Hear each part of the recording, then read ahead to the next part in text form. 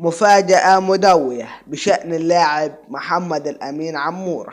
عمورة أمام فرصة العمر لجلب اهتمام كبار الأندية. هنعرف تفاصيل هذا الخبر في هذا الفيديو، ولكن قبل أن نبدأ لا تنسى الاشتراك في القناة وتفعيل الجرس والضغط على اللايك ليصلك منا كل جديد. يملك الدولي الجزائري محمد أمين عمورة فرصة العمر اليوم الخميس للتألق وجلب اهتمام كبار الأندية الأوروبية خلال مباراة فريقه في منافسة الدوري الأوروبي. ويتواجد أمين عمورة في التشكيلة الأساسية لفريقه يونيون سانت جيلواد في مواجهة ليفربول التي تندرج ضمن الجولة السادسة من اليوروبا ليج بملعب جوزيف ماريان. كما يسعى عمورة ورفاقه لرد الاعتبار لنفسهم بعد الخسارة القاسية